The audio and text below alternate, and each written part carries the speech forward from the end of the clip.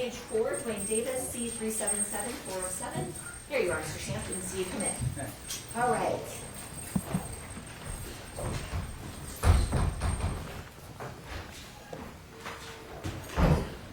We're on for 3 motions. Let's start with the motion to sequester the jury. Mr. Sanft, did you want to be heard any further on that motion?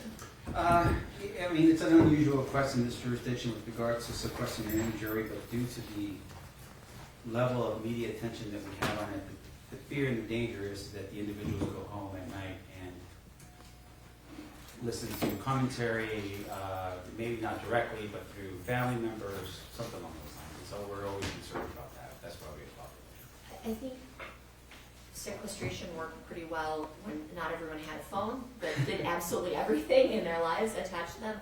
I don't know how we could separate the jurors from their phones for an entire 30. We have to take them essentially to accomplish the goals of sequestration that you're laying out. Additionally, if we did that, then they'd be alone in a hotel room, no phones, away from their daily routines, probably watching TV, which would then have coverage.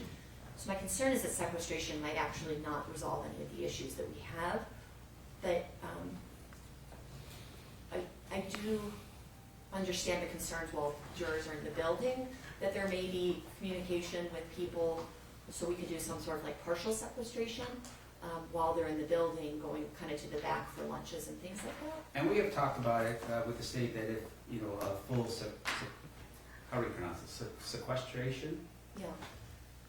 If that's not going to be granted, that yes, absolutely, maybe accommodating jurors through the back elevators so they're not in the hallways coming up towards the courthouse would be a way to sort of protect them while they're in and out of the building. Yeah. And maybe have lunch for them in the jury room type thing. The other thing I was going to We've reached out to another department that did that in a case, I think, last year, and so to get some guidelines on how that worked. Yeah, that was going to be our position as to, we've done a lot of high profiles and that's it. It's like a daily sequestration, but they have to go home at night. Yeah. The only other thing I was going to suggest is, as it relates to jury selection, you know, once we go through some of the hardships and all that other stuff, it may be best in this particular case to do individual sequestered body or of the jurors themselves, so that when one juror discusses their knowledge of it, we don't have to deal with that situation. I don't know if the court wants to address that after you ask who here has heard about this case, or if you want to just do it up front and make that decision. So I think very valid concerns. I think we can talk about maybe how we're going to handle that, but I do think it makes sense maybe when people raise their hand that they've talked about it, to take those people individually and see if how much they've heard about it, instead, without affecting the rest of the jury with their knowledge. So it might be sequestered for kind of that answer. I don't know. I'll take some suggestions from the parties, but what are your thoughts on that, Mr. Sanft? I had dinner last night with a professor from BYU who's 73 years old, and he heard of Tupac, which once again I would have bet no, but 30 years ago he was 40, so it makes sense that when you were 40, but potentially. So I think we're going to get the same problem. Everyone at some point will raise their hand because they're going to be familiar with something to do with this particular trial, whether it's his music, whether it's, you know, some of the other individuals that would be named by the state as potential witnesses in this case, that they would have knowledge about that. So I think we cross that vision when we get there. Sure. I anticipate larger panels than usual, multiple days of large panels, and probably a lot of people that maybe ultimately cannot be fair in the situation and are excused because of their either knowledge or interest in the case, or, you know, some sort of issue with that. But I think we're all kind of aware of it. It seems like you've got some thoughts as well. I think it's just because of the nature of this case. I think we're all on high alert as to how this case is going to proceed forward. That would give us a fair and impartial jury, right? So I think we're all on the same page as to that particular intention. It's not just a matter of how we're going to make that happen. So, yeah. You know, having a jury of 100 potential people on a panel and individually hearing them might be a problem just because of the time issues here and constraints. I don't know what the court's position would be on that. Sure. We won't be able to ask them their movies. It's one of the best questions ever asked by a defense attorney. Anyway, moving on from that. I think what I see doing is when people raise their hands that they've heard about it, we'll ask that question individually, but not the entire voir dire, because I think, you know, as I've seen you pick a jury, you pick a jury. There's a lot of building that goes on the other questions, but the questions about the victim, if people know them, or people know this situation, I think need to be outside the presence. I agree with everybody. Yes, ma'am. Okay. All right. So denied in part, or denied as to full sequestration, granted in part as to a partial sequestration, which we can all work out a little closer to the date. The next motion that I have on calendar would be the motion to suppress. Your Honor, due to the fact that we filed a very lengthy motion to suppress in this matter, I'm going to rely on my notes and Michael Yeah, no. just let the court know. I don't know the last time I've done this voluntarily, so be in front of the court like this. But I think the issue here that we have with regards to what we filed is that the statements that were made by Mr. Davis in 2008 and 2009, we're arguing here that it's not an issue of immunity, which was covered before by previous counsel. This is an issue now as to voluntariness. Right, and I did see that in the opposition. They were kind of arguing, this is what I think Mr. Sanft was arguing, but it seemed like you were focusing on voluntariness, so that's what you want to really focus on, those Right, factors. because those are the things that have now been developed during our review of the discovery in the matter. Okay. And what we're talking specifically about are interviews that were conducted of people that were either present during the interviews with Mr. Davis in 2008 and or 2009, and with regards to Detective Moggs' efforts afterwards in terms of his interviews with people and what they believed to be something that they couldn't get into because of their knowledge of what was going on during that time period. Okay, so then when we're talking voluntariness, first we're saying Miranda doesn't exist, is this a custodial interrogation, and then we're moving into kind of the sum of factors. Correct. Now, I think, and I want to make sure in terms of the motion that was filed by the state, the issue I think that we have here is that the position the state, I think, is taking is okay, because Mr. Davis allegedly lied, that somehow the proffer does not cover. He does not have the benefit of the protection of the proffer because of the fact that allegedly he's lied in this matter. The issue that we have with that is that, first of all, we cite to Rogers v. Richmond, which is 365 U.S. 534, and this is on pages 543 to 544, that in essence the Supreme Court has mentioned that, hey, the trial judge should focus on the question of whether or not the behavior of law enforcement officers was such to overbear a defendant's will to resist and bring about confessions not freely determined, and not necessarily because of the fact that they're, whether he lied or not. The idea behind it is that when an individual goes forward, he's in a room, he's with law enforcement, does he lie or not? It sort of doesn't matter. That's not the analysis here that was offered in Rogers. In addition to that, with regards to inconsistent statements or defenses, we can offer inconsistent defenses, which is, we cite here to Matthews v. U.S., and this is 485, U.S. 58, as well as U.S. v. Dema. And what I mean by that is that, we have, due process requires us as defense to have a meaningful opportunity to present every available defense, even if defenses tend to be contradictory to one another. And that happens all the time in cases where you say, well, we don't think he was here, but if he was here, he was acting in self-defense, something along those lines. And I think the court can understand that issue. To me, the other part of the problem here is the idea that, hey, we waive the privilege because we voluntarily disclosed. The state points out NRS 4949-385 to talk specifically about this idea of privileges and so forth, but the problem is that the privileges aren't applicable in this particular case. It's not a privilege in terms of, say, attorney and client. This is an individual who's in a room with other people. And so with regards to the analysis under NRS 49.385, it's an inapplicable argument because it doesn't apply to this particular scenario and fact base. In fact, I think the interesting thing about this case for everyone that's concerned is that there's a lot of ideas here that may end up being things of first impression. I mean, trying to find case law that fits and provides some type of direction on this particular issue it's not out there. There's no case on point. There's no issue with regard to the Supreme Court, the United States, or Nevada that really sort of lends any type of real direction to the court to follow. I think at the end of the day, one of the things here is comparing what they're arguing to Diaz versus 8th Judicial District Court, which is 116 Nevada 88. The Nevada Supreme Court held that the waiver statute does not apply privilege in that particular case with regard to news shield statutes. And that was a case in which a journalist does not have to waive any rights or privileges by publication if they do publish. And so as a result, we're also arguing that it's the only direction that we have right now with regards to how the Nevada Supreme Court has viewed that particular issue. No Nevada Supreme Court or U.S. Supreme Court cases directly address the proffer issue with regard to a promise or inducement to render a confession involuntary.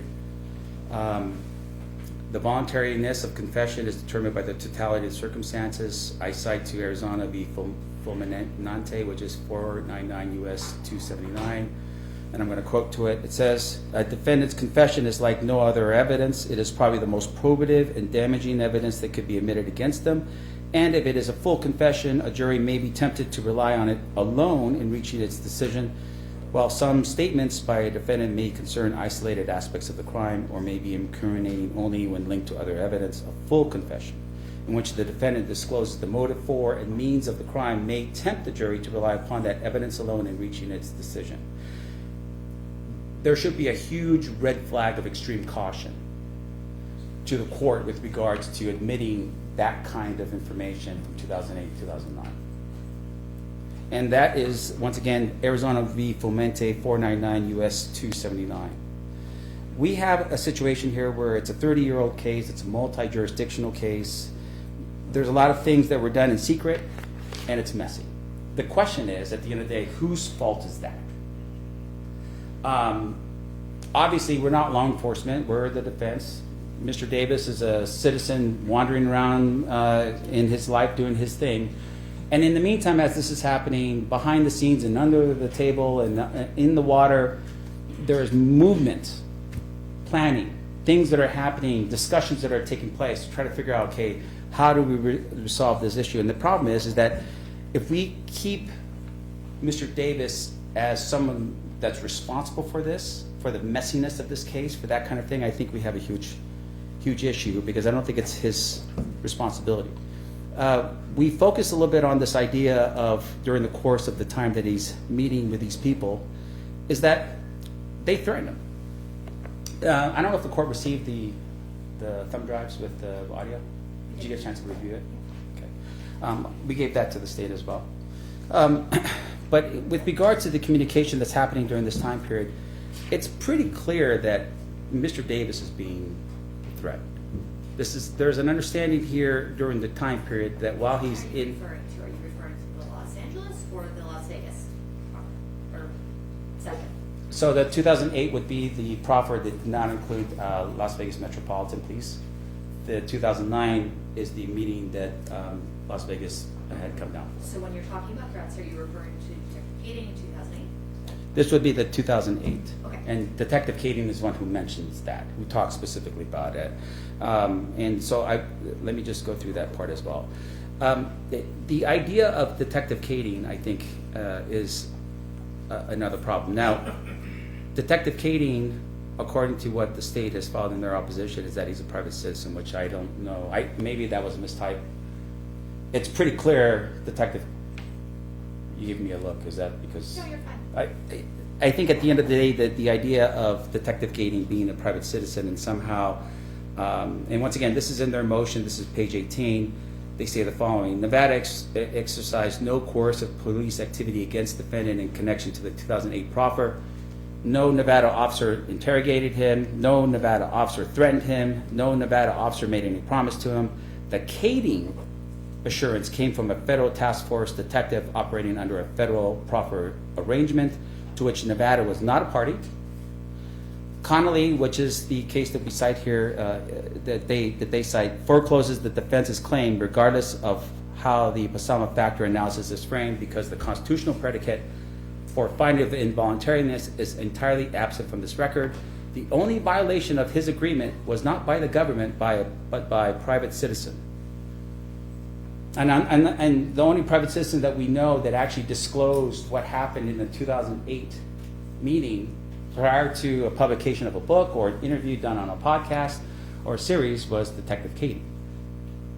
And so, in essence, if that's what we're talking about here, maybe what they're saying is something else, but to me, the idea of a private citizen, if that's referring back to Detective Katie or anybody else for that matter, I think that that's erroneous. The law with regards to hack, which is what the state has relied on in their opposition, it's under the Second Circuit, it's 884 F3rd 400. It's not binding legal authority. Now, it is still distinguishable in this case because even though Hack, the defendant in that case, was not in custody, detectives advised them of his Miranda. If you look at our case as a whole in totality, there's no proof at all. There's no recording, there's no discussion about Mr. Davis ever being Mirandized prior to giving any statement at all. How is it he's free to leave? See, but that's the problem with the analysis in terms of him being free to leave. If the analysis is he could have just walked in and said, hey guys, and then do whatever, walk out, sure. But then it wouldn't have helped with his other situations. So Correct. So now you have that problem of, hey, you leave, we're just going to arrest you on a drug charge, and we're going to arrest all your entire family, we're going to arrest everyone that's involved in this, and then now here you are. So, was he free to leave? No.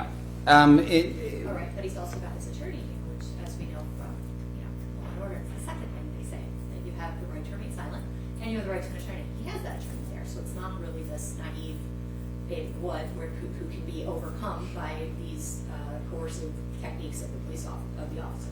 Yeah, but at the same time, though, once again, look, I could have been sitting next to Mr. Davis back in 2008, and if I know at that particular point what's on the table is, if you leave the room, we're going to arrest you for drugs, what's my advice to my client? I mean, to me, at that particular point, it's like, hey, man, you got to do what's best for you and your family. You choose your path and where you want to go. And so as a result, once again, is that custodial? I think it is, because in essence, he cannot leave because the threat is, you leave, we charge you and your entire family for drugs. That would be our position on that. Got it. Now, in addition to that, the other case that was cited by the state is Colorado v. Conley, which is 107 Supreme Court 515. The Supreme Court there held that, first of all, number one, a coercive police activity is a necessary predicate to determine whether a confession is not voluntary. Two, that the statements made by the defendant when he approached police and stated he wanted to confess to a murder and then did so after receiving his Miranda could be admitted without violation of due process because of his mental health. And then three, whether or not the state bears the burden of proof in a motion to suppress a statement already obtained by violation of the Miranda doctrine, the state only needs to provide proof waiver by a preponderance of the evidence. Now, the idea behind that one is that it still doesn't fit the fact pattern in this case. That's why we're going back to the first problem, which is there's no precedence. There's nothing here to sort of say, hey, we have a framework, we have a previous situation that we can sort of use as direction in this particular case. In addition to that is that, in Conley, for instance, Miranda still was given. So even though it may have been late, even though the defendant in that case sort of admitted to the crime 5 minutes before being Mirandized, Miranda was a big part of the court's analysis in that particular case as well. So yes, even though client might be sitting next to attorney in the middle of a meeting, the process of the Miranda still takes place. There is still an advisement of the person that, hey, we're going to have a conversation here, and it might be against your interests. Now, is it up to the defense attorney to lean over? And by the way, hey, you got a right to remain silent. No, it's the responsibility of the law enforcement officers in that room to give that announcement to the client, which in this case didn't happen. And it goes back again to this idea of just being sort of like. Well, he's not their client. He's the client of their attorney. Oh, no, I'm sorry. Maybe I rephrased that wrong, but they're in there specifically for one purpose and intention. There should have been at least the idea of a Miranda. I don't know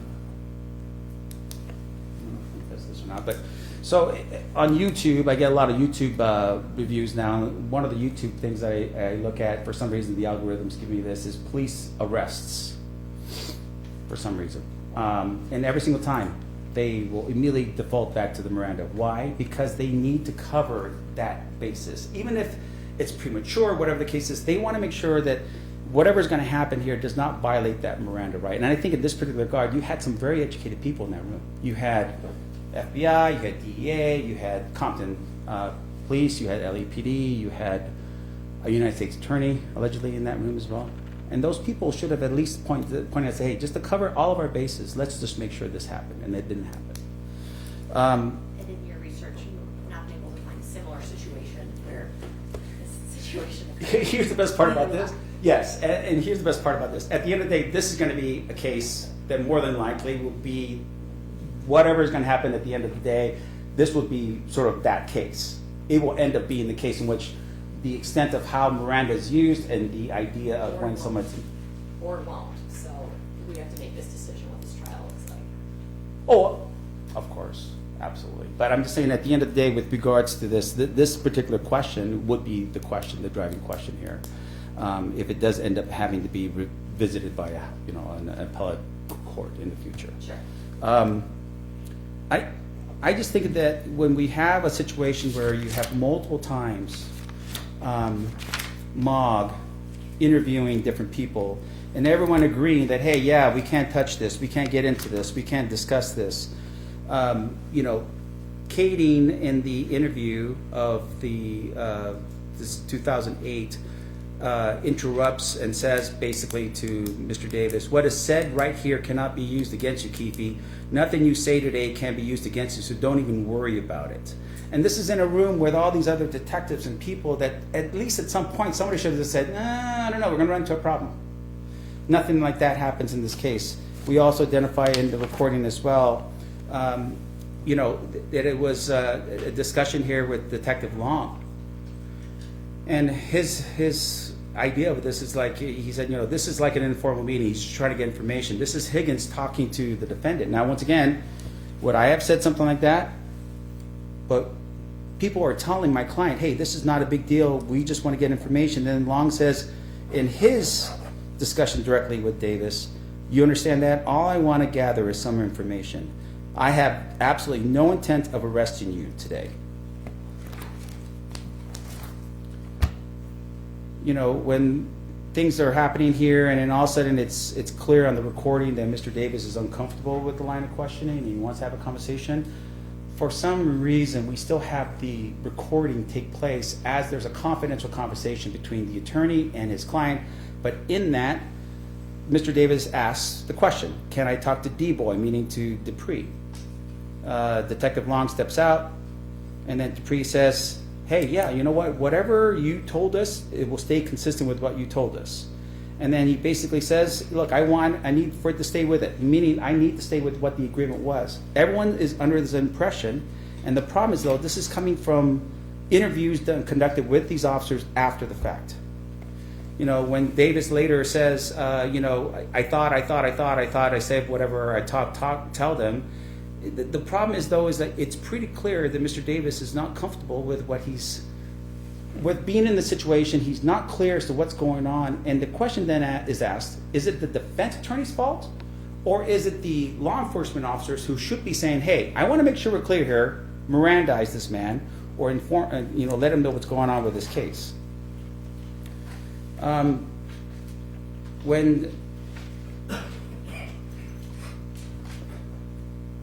When you listen to the recordings again, it says, over and over again, it's like, question is it confidential covered, right? Yeah, and they said you cannot be charged on it. There's conversations between Mr. Davis and his attorney. Later on, when Detective Mogg interviews, he says that, that Detective Dan Long came down to the area and is speaking with Mr. Kading. He said, Dan Long came down and interviewed Davis under this proffer, so none of this stuff can I use in any way, shape, or form. So Detective Mogg at some point starts saying, look, hey, I also can't use any of this stuff, and it's not like he's getting a lot of pushback from anybody. Kading responds in his interview with Mogg and says, with the proffer, everyone understood it was a proffer agreement. Everyone understood it was a proffer. He says, this was a verbal agreement between Higgins, who is now dead, and Tim Seawright, who was the United States attorney that was present in that meeting. 4 investigators sat in on the multiple proffer sessions or interviews with his attorney, with Davis's attorney, and everybody understood it to be a proffer. The Mogg continues to ask questions, And it's clear that Mog's understanding of what's going on is based upon the idea when he later says, and this is in the recording again between Mog and Detective Kading, everyone thought initially this was a written proffer agreement, but now it's even more frayed than anything I could have imagined. There's no way, because they can bring that into court and that would get suppressed. That's Detective Mog talking to Detective Kading. Detective Kading responds to that statement and says, from a prosecution standpoint, you kind of go into this knowing the proffer would be suppressed. Anyways, just on the nature, that's the purpose of a proffer, is to not use it. So even if they suppressed it, I wouldn't imagine they're going to try to use it anyways. And then Detective Mog responds and says, my whole thing is to try and put the whole case together without any of the information that could even have been remotely connected to the proffer. To which Kading responds with a agreed. Now, one of the questions I think that's been asked here is, why would he give a proffer? Why would Mr. Davis have this conversation?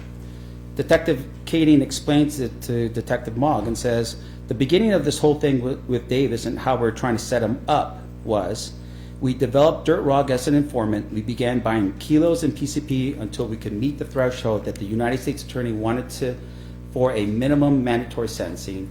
We wanted to get as much leverage as we could, which would have been a life case for narcotics based upon his prior convictions, and so that's what we did.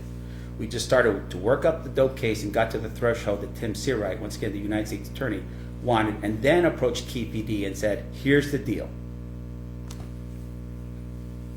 I don't know how that's involuntary. When you have Detective Kading, who's present, who's there, who's meeting and having a very private conversation with Detective Mog and is explaining things the way he recalls it, that's not voluntary. Okay, so that's 2008. Yes. Another statement, 2009. Yes, I'll get to the 2009, Your Honor. This is like a 40-page motion that, 40 pages? You're just going to read to me? I'm just billing per the hour, and so I think every page is at least 5 hours. You can do whatever you want. I'm just curious as to, I completely understand, like, listen, you're saying, you hear the beginning of the statement, law enforcement says, this isn't going to be used against you in any way, and now they're saying, listen, let the jury hear it. I get that. I get how the difficulty there. Now we're in 2009. We're into this, and that's a situation, I know Las Vegas doesn't have necessarily any, proffers a contract between two parties, and Vegas isn't one of the parties. So it's a contract that doesn't necessarily exist with that involved in it. However, now we're talking about 2009, how do we get there? So I think the problem is that when you look at it from the viewpoint of, did Compton and LAPD really hate Las Vegas Metro to the point where they just weren't going to disclose any of this information? That they wouldn't have said, hey, we met with this man is saying that he knew some information about the murder of Tupac Shakur, and as a result, this is what's going on. That somehow they just kept all of that from Metro? I don't know.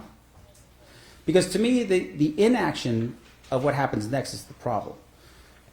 2008, there's no movement by the Clark County District Attorney's Office, which would indicate to me one of two things. Either they didn't know about the proffer, or an alternative, they knew about the proffer and chose not to do anything about it because of what you're seeing now from all these different people that Detective Mog had interviewed, and that is, it's a proffer, we're going to stay away from it. Now here's the thing. Say it's the second problem, and the second problem is they weren't notified. 2009 comes along, and what happens? Las Vegas Metro goes and interviews with Mr. Davis. They are no longer in the position where they can say, hey, we didn't know anything about this. They're meeting with Mr. Davis, they sit down with him, he gives his statement, he answers their questions, and they leave. What happens after that in terms of the Clark County District Attorney's Office? Nothing. If there was this discussion or this agreement, like, hey guys, that was your agreement, the proffer was between your parties, between the state of California and the federal government and Compton and LAPD, that would have worked for 2008. But what happens in 2009? So to me, when you hear what these attorneys or these investigators and detectives are talking about, is that there was an understanding that, hey, that covered it. Now, why would a detective go down and speak with this individual in 2009? To ask questions and clean up the file. to follow up on loose leads, to figure out where everyone was at or do whatever the case was in this particular case. That's why you would do it. Not to go down there and see if you can arrest the guy, but rather to say, hey, you know what? He's got the information. Let's finish up this file. To me, the 2009, Mogg is the one who really talks and really sort of indicates this. He says, he told Detective Ladd, we even sent a detective out here in 2009 who interviewed Davis with his attorney, and the LA detectives told me that, yeah, everybody was under the impression that that was still under this proffer, so I can't use any of it. What does that mean? Detective Mogg takes over the case in 2017. He knew about this particular person going down and meeting with Mr. Davis in 2009, and even he believed at that particular point that the proffer still covered whatever the interview was between Detective Long and my client. So that's the 2009 issue. Once again, we just believe that the statements made at the time of the meeting 2008 and 2009 were involuntary. It's not a matter of this immunity issue. I think it goes more fundamental to that, and that is, when you're given a statement like this, you're forced into a position because you're afraid of the consequences of saying no. And the consequences of what was happening here wasn't necessarily because Mr. Davis was afraid for himself, but rather the threats that were made against his family and his friends that was built up over time. Detective Kading agreed to that and said, yeah, we built up this case and we got him to a position. Now, when he's talking about building up to the sentencing guidelines, in the federal system, there are mandatory minimum sentences, and you have to accumulate over time. There's an objection you can make as a defense attorney. It's called sentencing enhancement. You basically wait until the amounts that are accumulating gets to a mandatory minimum 10 years, whatever the case is. That's what he's talking about. So they literally just sat and waited, and they just accumulated more and more information until they got Mr. Davis in a position where he was afraid, like I said, not only just for himself, but for his family. And that's our position with regards to the 2008 and 2009. I hope I did my motion justice. But with regards to the last issue, and that is the Compton, the book.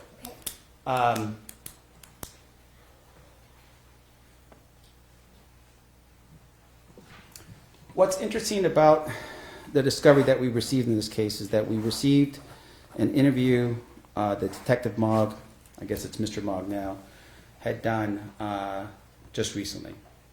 I don't want to say it was in the last 4 weeks, 5 weeks, something like that. Where the individual that's named in the book next to Keefe D, or Duane Davis, Keefe D is what is on the cover of the book, is this person named Yusuf. The interesting thing about that is because Detective Mogg, for some reason, never made an effort to interview this person prior to submitting this case to the grand jury in 2023. Which you would think is sort of common practice, it's sort of commonsensical, it's what you would do because you got a name on a book and then you also got another name as somebody who also wrote the book. And as a result, you've got two different people on there. Why not interview both people before reading the book into the record? Because it's not like he testified and said, this is what I do, and the book was part of it. He read excerpts of the book as if it was the gospel truth into the record on the grand jury. And so our position is that in this particular case is that, look, he finally goes and meets with the other writer, but the writer is not giving him the information that he wants. He's not saying, hey, I just received whatever Mr. Davis sent to me on an email. I just put it in the book. Whenever I did something wrong, he would correct me. It's not that conversation at all. What the conversation is about is hey, it's this idea that, hey, in the book, he sort of made it up. And I'm not talking about Mr. Davis. I'm talking about this other person named Yusuf. So to me... Well, I mean, doesn't that disregard every single promotion of that book by your client? The problem with the promotions are? Yeah. You don't raise your hand to tell the truth, the whole truth, and nothing but the truth when you give your promotion. You don't sit there at, in BET in the middle of this, 6-part documentary and you say, you know what, I'm going to tell the truth today. Now, you do expect to tell the truth, and what people do expect is that when you're questioned by law enforcement, that you are telling the truth when you're being asked questions about some investigation, right? There's an inference there that you are going to tell the truth there. But to a documentary, in a promotion of a book, to me, the problem with the analysis is on some level is that we're putting way too much credence and value and weight on statements that are made for entertainment purposes only. Not a confession to a priest, not a confession to a police officer, but rather to promote a book, to sell a product. And that's where we're at with it. I think you used a really interesting word when you said the weight to give this, right? I mean, I don't know that there's necessarily a legal basis to keep this out, to keep the book out entirely, or admissibility. I think all of your arguments that you've argued about, Mr. Utah, and how this book was written and how it was composed, maybe go to weight. What weight the jury should assign it as opposed to a legal admissibility issue. Yes, Sean. Okay. And I think ultimately, just with regards to the motion, we do label out other parts of it, and just to get to the point at the end, once again, I think we have a huge problem here if we're going to say, look, his words in 2008, 2009, even based upon what these other detectives were saying that were present, people who understood what was going on during that time period, that this was a proffer, all those things, I think on some level, all of a sudden now the state wants to say, well, we weren't party to that, but you were party in 2009. And on top of it too, it's law enforcement. I don't understand how that wouldn't be a thing with regard to each state honoring the efforts of other law enforcement with regard to their investigation, even if it's about the same thing.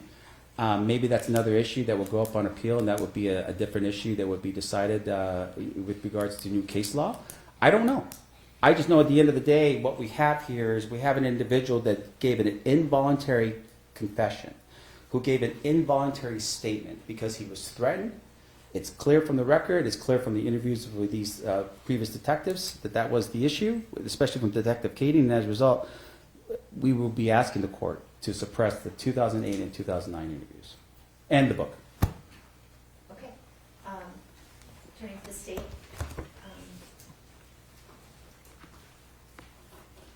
It's the voluntariness argument. I think the voluntariness framework is what was really raised here, and I think the issue has sort of morphed into that of essentially when you're told this won't ever be used against you, that's very coercive, and that's essentially renders it involuntary. But that really only essentially applied to the 2008. Did you want to be heard about all of the issues that Mr. Sanft just brought up? Yeah, and just briefly, because obviously the book is admissible, the number of adopted admissions, but I also think they're taking a lot of liberties with what the author said about the book. But the book is central to almost every other argument. So you start with the book and work backwards. Yes. If you notice, and I don't know if the court's read the entire book, we've given I read these segments of it before. And maybe we should supply the court an entire copy of the book, because you'll have a better understanding of all of the facts that are discussed within that book and how the trial will proceed and questions. We were actually going to file a motion in limine on what portions of the book the court is going to admit or not admit, although it becomes really interesting when a defendant is going to disclaim authorship of the book. We should be able to establish every fact he says in there, but there are some very prejudicial things that he says within there that are true, but maybe more prejudicial than appropriate. But that being said, this issue is right now the authentication, I guess, is the really what they're arguing. And obviously, as the court notes, he adopted it by admission, whether he wrote it or not. So to me, the 2009 aspect, the 2018 book, 19 book, really isn't in dispute here. The court's already sort of assessed the 2009 one, and I know that Mr. Sanft said, well, what did the DAs know or not know back in 2009, and that should somehow be held against us. But the court, in the motion for immunity, reviewed, I didn't put Dan Long's affidavit, but also I did put Detective Mogg's affidavit in here. In 2009, nobody from Las Vegas could understand the circumstances of that situation. And look, I don't know if you need me to address police officers aren't lawyers, but clearly police officers aren't lawyers, but might there have been a reason for Detective MOG to have investigated this case without ever reviewing the 2009 case statement.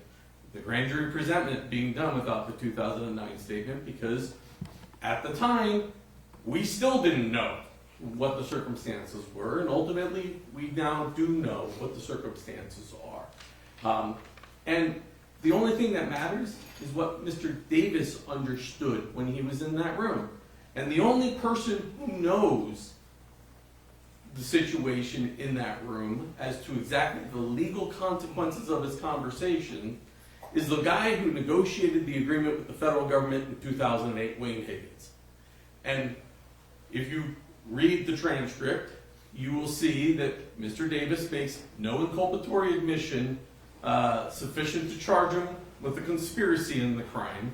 And when Detective Long begins to ask him questions about that, Mr. Davis asks to have a meeting. And I know Mr. Sanft said, I don't know why they were still recording, but there's still a cop in the room while that conversation is going on. So it's not a privileged communication.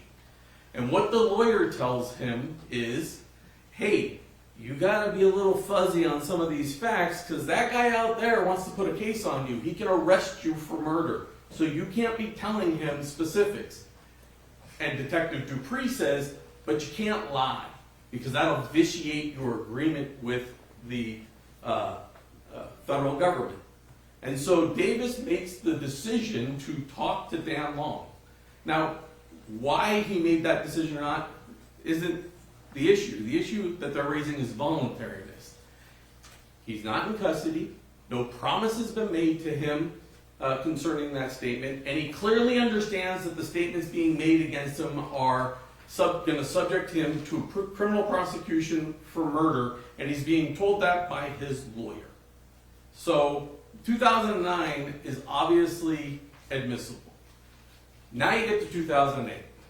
And look, your initial gut reaction from the content of the conversation in 2008 is, this shouldn't be admissible. But then you ask yourself legally, why isn't it admissible? So, voluntariness. My knee-jerk reaction is because Detective Kading goes out and says, this won't ever be used against you in any way, Keefe. Correct. Yeah. But that doesn't make the statement involuntary unless the promise is broken, and then there is still an analysis. And let's talk about the broken promise. Yes. Because that's a bit of a, Right. an interesting needle you're trying to thread here. And I was going to get to that, Okay. right? And it's because Mr. Sanft asked, why didn't we do anything in 2009? Well, we also didn't do anything in 2011 when Mr. Detective Kading, former Detective Kading, writes this book, right? We didn't use it against Mr. Davis in 2011, or when the tape is released later on that year to the documentary done by Mike Dorsey.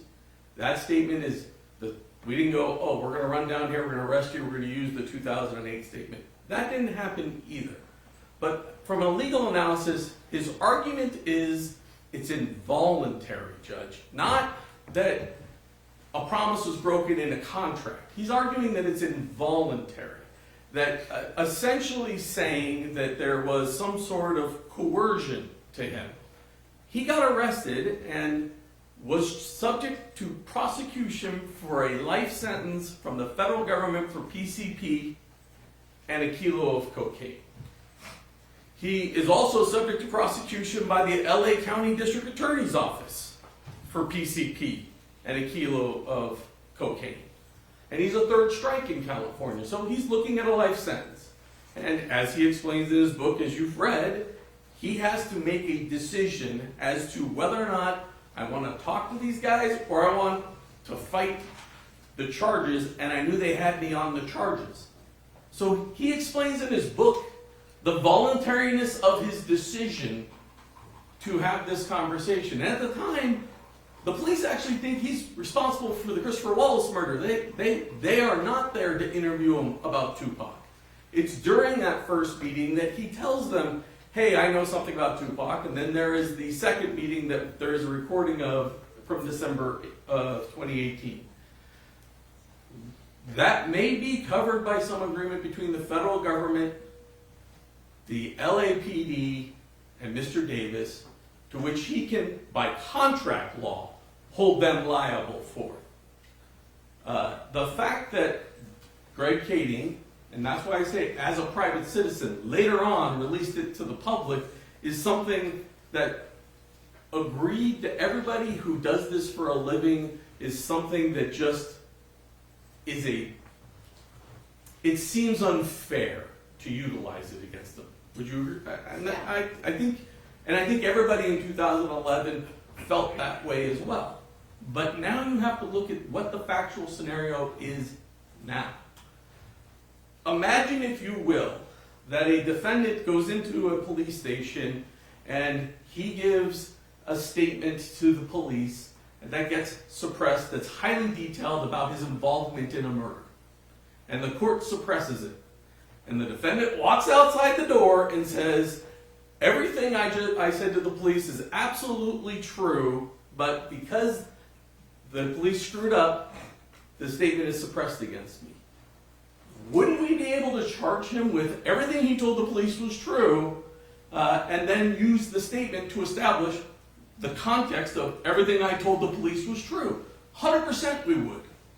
And so in 2019, when the defendant decides himself to write a book where he describes a factual scenario all the way through conversations he had with his lawyer, all the way through the decision-making that went on in his mind, all the way through the fact that he gave a truthful statement, and then all the way through the fact that he is so mad at Greg Kading for doing him dirty and by releasing it and demanding consequences for him.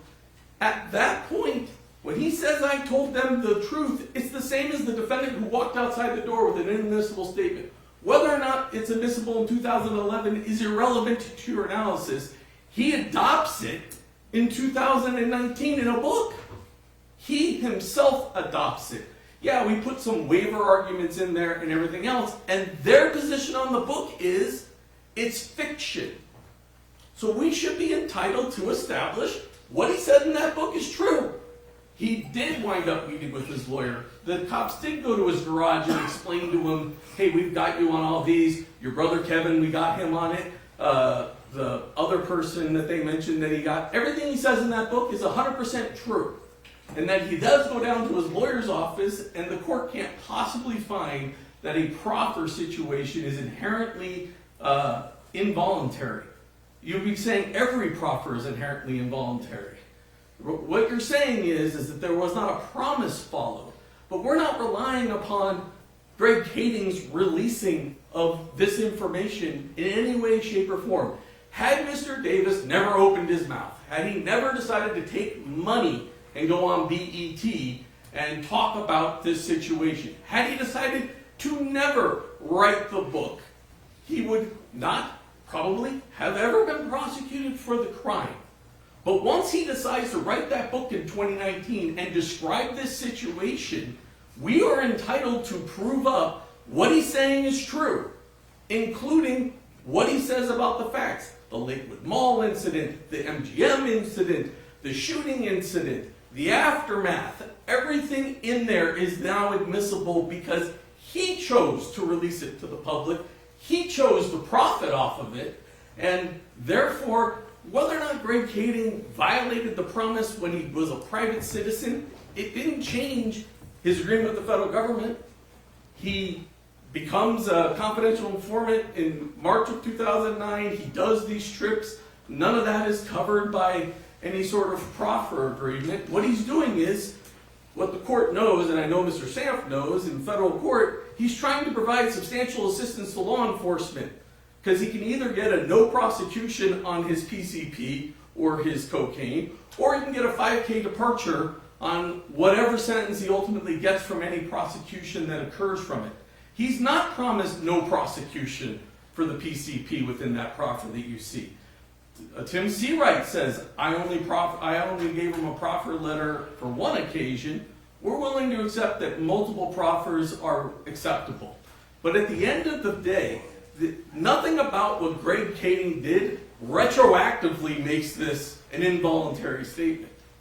How do you intend to use the 2008 I intend to establish the factual scenarios that he provides in his book. And what he says is, you know, my lawyer told me not to lie, so I didn't lie. And I told them the whole truth about Tupac. I had nothing to do with Biggie. And then I planned to actually play the recording of him saying exactly what happened, which is consistent with 2009, and then consistent with, there's been no motion to exclude the fact of a proffer, nor the fact that he becomes a confidential informant, he flies to New York, he meets with Zip, which corroborates the fact that he knows Zip. There's a conversation where he tries to set Zip up on a drug deal. All of that, none of that's covered by the proffer in any way. The sole issue for the court is somehow Detective Kading in 2011, when he's a private citizen and decides to make money off something that was a confidential document of the task force, is released.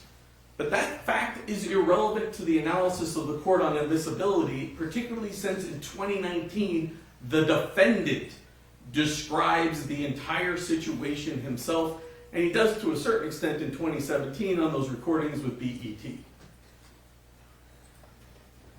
Okay. Mr. Sanft, anything further? Yes, Your Honor. Just a couple of things just in response. I think the court's first initial impression upon reading and seeing the evidence that's been presented to the court is the right. It does shock the conscience on some level when you have openly discussion with a detective who says, yeah, we promised him that we were going to prosecute him. And all of a sudden here we are now arguing and saying either we're not privy to that, we're not party to that, or in the alternative that my client sort of waived some type of protection, which doesn't make any sense to me either. I think it shocks the conscience. It's one of those things where you look back and take a step back and go, what? Like, you promised a man this and then you turn around and do this later. The other part of it too is, once again, going back to this idea of voluntary confessions under Arizona v. Fulminante. It's extreme caution. You have, there's a danger here that if we do something like this, give this information to the jury, that they will turn around and say, well, it's what we need. We just have his confession. His lawyer sitting next to him. He, had every opportunity to talk to his lawyer, blah, blah, blah, blah, blah. But what we have instead is we don't have Miranda, we don't have any of the other things that would signal to Mr. Davis at the time that he's making the statements, that this is not one of those things where you just, frolicking through the tulips and at the end of the day he's going to be okay. We are now in a position where we're saying, like, we want the confession to come in. The problem with the confession, once again, is it sort of puts us in a bad spot. Now, the question that the court might have in your mind is, what's the alternative? Well, the alternative is there's other evidence that the state has that they're going to present to say that, he's the guy that's there and he's the guy that's in the car and, whatever it is they want to use. But with regard to this particular request, this doesn't knock the case out. All it does is it says, hey, this is too prejudicial. That the probative value of the 2008 is far exceeded by the prejudicial effect in this case. And if we look at it from that viewpoint, we stay away from it. We don't get involved in it. We don't try to traipse in the middle. We don't clean up the mess that was made by other people in 2008. What we do instead, we say, look, we're going to move that off to the side. Let the jury consider all the other evidence in the case to make their decision at the end of the day as to whether or not the state's met its burden with the unreasonable doubt. And so as a result, like I said, I think we have to have extreme caution with regards to the statements that were made in 2008. And I think it would be, the most prudent position would be to exclude the 2008-2009 statement. All right, starting backwards. I think really no question on Council Street Ledger book. I find that as admissible under NRS 51.035 subsection 3.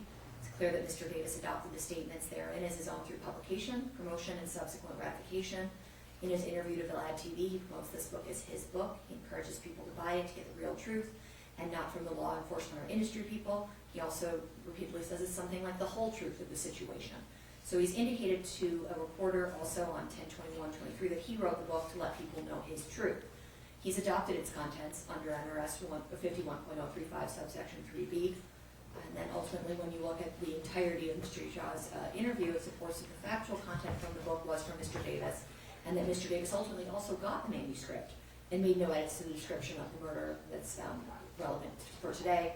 Ultimately, the arguments regarding what Mr. Jaw's contributions to the book are, etc., goes to weight, not admissibility of the book. I really find there is no legal argument to exclude the book. Working backwards, then, when I'm looking at what's in front of me, the motion is on voluntariness here, right? And so when I'm looking at voluntariness, I started this out saying, first I'm looking for, is Miranda required? And then I'm looking to those PSAMA factors. And so ultimately, a criminal defendant is deprived of due process if the conviction is based upon an involuntary confession, and voluntariness is determined under the totality of the circumstances, including the age, intelligence, custodial status, and whether coercive police tactics overboard the will. When I look at PSAMA, Dewey versus State, and then the Miranda decision itself. When we're looking at Miranda, it's only custodial interrogation. It doesn't require warnings where a defendant voluntarily provides information in a non-custodial setting. Statements offered against a party are admissible where they are the party's own statements or the party's manifested in adoption or a belief in their truth. Neither required Miranda, because neither ultimately were in a custody status setting. He was free to leave at all times, and in fact, he did leave for decades after these were stated. So I don't think the Miranda framework is the appropriate one here. Additionally, it's important to note that he was represented by counsel throughout, and that is really what Miranda is. Miranda is designed to protect from police infringement on a person's ability to protect against coercion, and that's what the attorney's entire job is. When I look at the PSAMA factors that have been laid out, I don't think they apply here necessarily to establish involuntariness, really. If I apply that test, Mr. Davis passes with flying colors. I mean, this is a situation where he is an adult. He's not inexperienced in the criminal justice system. He has counsel present. He's expressly advised he is not under arrest. He's not inexperienced, he's not uneducated, he's not isolated, he's not subject to prolonged detention, deprivation, or coercive texts. I mean, he's indicted to the situation. He comes to tell his story to avoid the federal government's issue. So I don't find it that it's involuntary either. However, I do have problems with that 2008 interview, but I don't think that they were necessarily addressed in the framework that I'm given here. So I'm not necessarily saying it's admissible. I'm saying it's not voluntary at this time. So the motion is denied as written. So you can the order on that. Thank you, Judge. Your Honor, just a matter of clarification of the court's order, is this one of those things where we can redress this issue? You can address later? it. I don't know what basis fits better, but it's not involuntariness framework. That's fine, Your Honor, and I do understand the court's ruling with regards to that. I'm just trying to figure out in terms of timing and whether or not we can have the ability to redress it later. I don't really have a ton of guidance on what I'm saying. I'm just saying that the framework that you presented me with, it doesn't fit as an involuntary statement, but you are free to redress it as you see fit under the legal guidance. Gang evidence. Your Honor, this is the state's motion. Looking at the defense response and talking to Mr. Sanft, I think we largely agree that it's admissible for the purposes of motive.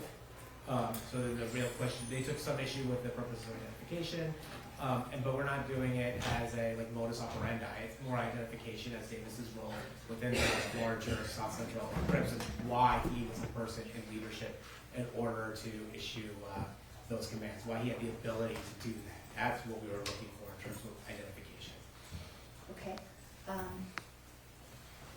Ultimately, gang information is gang affiliation evidence is a bad act, and there's generally some sort of bad acts, Petrocelli type hearing, although it doesn't really tap all the traditional contours of Petrocelli hearing. But it seems as though Mr. Sanft is not requesting that. He's conceding that it could be necessary for, or that he concedes the evidence of the affiliation with the Southside Compton Crips personal leadership role within that organization. The rivalry with Piro and the Lakewood Mall and the MGM Grand incidents are probative of motive. And so it seems like we've passed the point where I thought we would need an evidentiary hearing. Would you agree with that? I agree with that. I On think the that, clear and convincing of the gang evidence. yes, Sean. So what it then leaves out essentially is the state is not seeking for identity, and so it's really just for motive. And so we're at essentially is this a situation where you're seeking for any gang enhancement phase to be bifurcated from the guilt phase? I think that's an agreement that we would have with the state with Okay. regard to that particular issue.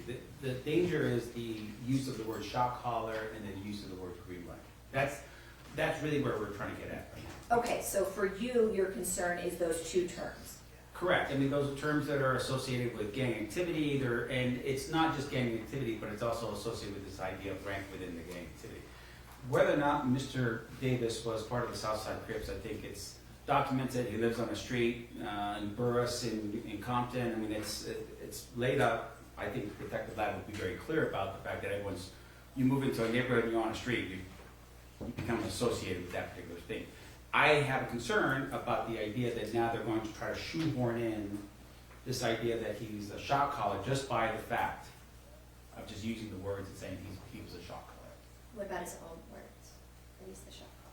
Once again, I think if the evidence comes out that way, I think that's one thing. But at this particular point, I don't believe that they have enough to at least say, hey, we can just throw it out there and make this a thing, like in their openings or anything like that. I think during the course of the trial, if that becomes evidence, that's one thing. Okay. Your- Shock collar and green light, go ahead. Yes, Your Honor. So by the court's ruling, the fact of green light is already coming in because it's specifically pulled from Mr. Davis's own words from his book. So, I mean, green light's already coming in. We have a good faith basis that it's coming in based on the court's ruling today. With regards to the shock collar, I mean, that is a term of art within gang hierarchy.